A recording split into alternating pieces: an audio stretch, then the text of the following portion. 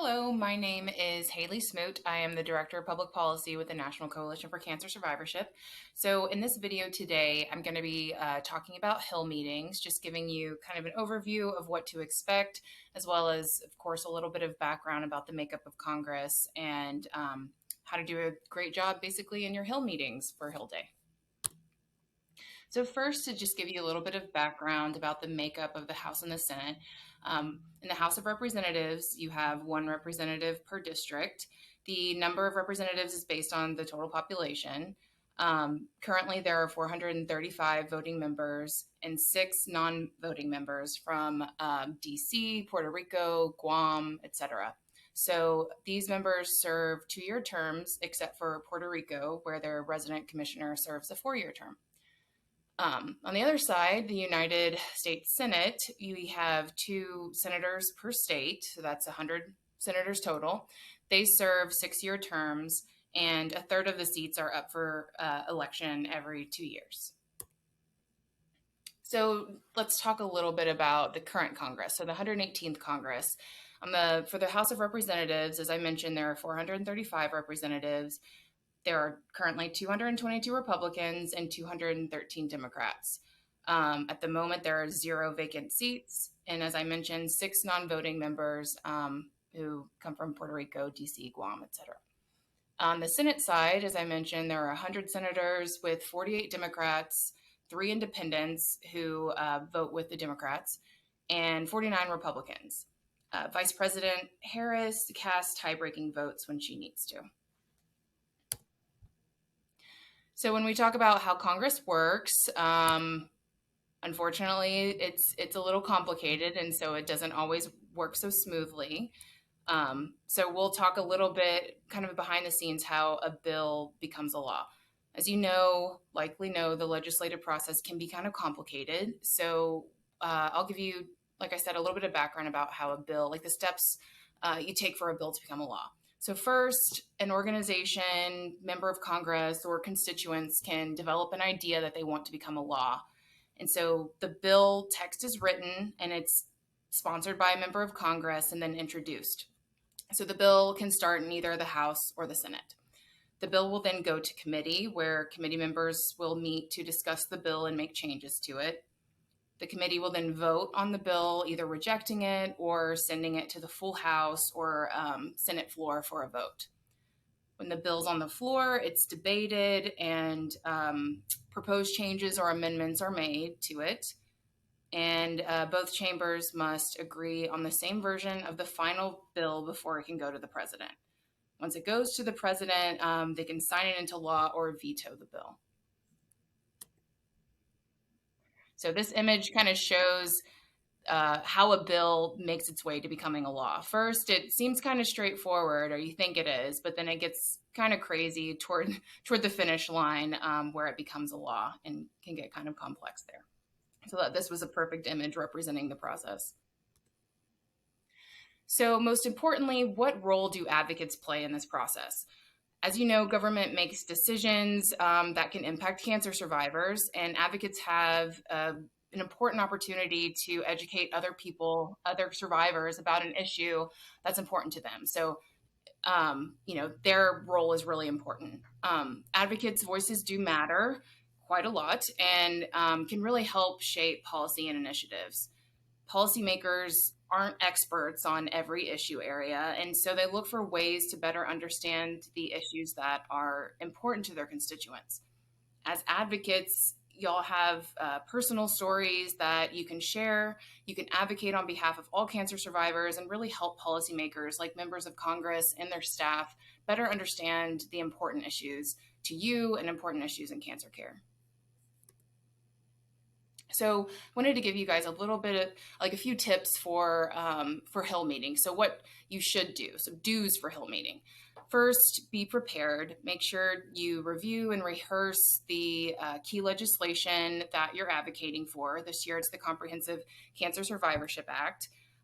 Read up on your member of Congress if you can. Try to learn if, for instance, is he or she a cancer survivor? Do they have a connection to cancer? That's really critical information to know. Make sure you're on time. Show up a few minutes early just to check in with the front office staff and meet the staff who will come and get you and take you to a meeting room.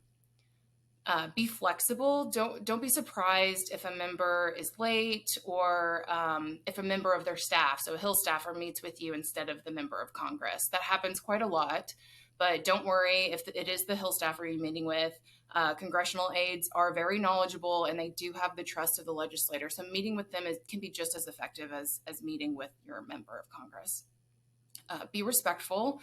You might not agree with your legislator on all issues, but do be respectful and try to keep politics out of the meeting. Focus specifically on telling your story and making your ask and supporting or pushing for the legislation that you're supporting and talking about that legislation. Be concise. You may be in a room with other advocates, maybe multiple staffers as well. So you've got a very limited amount of time with your member, with the staff. So be sure to use your time wisely. We have another video, the Telling Your Story video, that walks through the worksheet that you can use to practice getting your story down to under 2 minutes, which is really important because, like I said, you may be in a room with other advocates who are telling their story and then multiple staffers who may have questions for you as well. So definitely share the spotlight. As I said, your time is limited and you could be in a meeting with other advocates. So be respectful of the time that you have and make sure there's enough time to share your story, which is incredibly critical because that's it's very moving for individuals to hear. And like I said, leave your member or staffer enough time to respond and ask any questions that they have. Be responsive. So try to answer the questions you can, but if you can't, if it's a kind of detailed question that they ask, that's totally fine to tell them you don't know and that you'll get back to them with an answer, but just make sure you follow up or let an NCCS staffer know about it and we can follow up with the office. Be appreciative. Make sure to thank your member or the staffer for their time. Don't be afraid to use social media. You can ask the Hill staffer or your member if you can take a photo after the meeting so you can share that and post a thank you post on social media after the meeting. And of course, do follow up. Always send a follow-up thank you email, reiterate the points you made during the meeting, and if you promise to provide more information, make sure you do provide that. So now let's talk about the don'ts for Hill meetings. So don't overload your Hill visit with too many issues since, again, you've got a little bit of time and, it's a little bit simpler to keep it to the one ask. Don't expect your legislator or staffer to be an expert on the issue. They need to know a lot about a lot of different issues. So they may not be an expert on like health policy, for instance, or cancer care policy. Don't be afraid to say, I don't know. That's a key don't. You don't have to know everything about the bill. Again, you can come to NCCS staff afterwards or, tell the member that you're meeting with that you're not sure, but you'll get back to them. That's incredibly important. Don't be offended if your legislator is unable to meet with you. Again, you may be meeting with staff and they're also incredibly important and do have the ear of the member. And importantly, don't confront the member, threaten them, or pressure them. So just to give you an idea of kind of how the meeting flow will go, you usually start off the meeting by just, some brief introduction. So share your name, your city, your connection to cancer, and that you are an NCCS advocate. What's really important is just make sure you confirm you are a constituent. If you are in a meeting with advocates and you're not the constituent for this meeting that you're in, let them know that. Kind of take a back seat and let the constituent kind of take the lead, but you can still share your story as well, of course.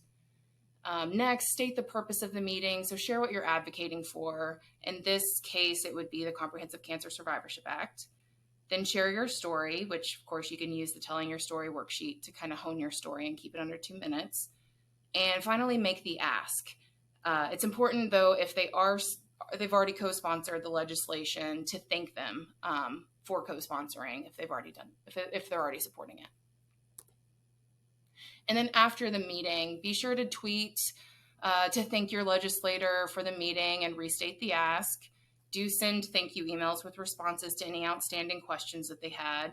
And you can follow up with the Hill and or NCCS staff on action items. Like, please let us know if they did request any additional information that either we can share, or if you have the answers, of course, you can send that as well. But do keep us in the loop. And if your member takes action and co-sponsors the bill, please thank them and their staff for doing so. So after the meeting, it's important and a great opportunity to still maintain relationships and stay engaged in a number of ways.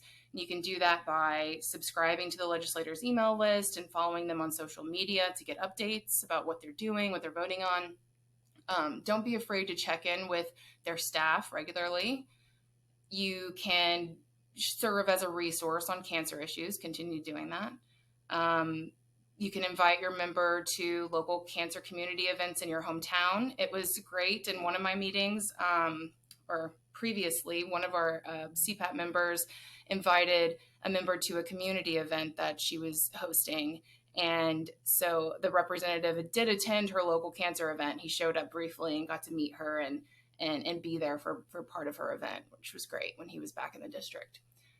Also, thank them for co-sponsoring legislation, schedule in-district meetings. So whenever they're in recess and back in the district, you have the opportunity to meet with them back at home as well. And then, of course, attend town hall meetings.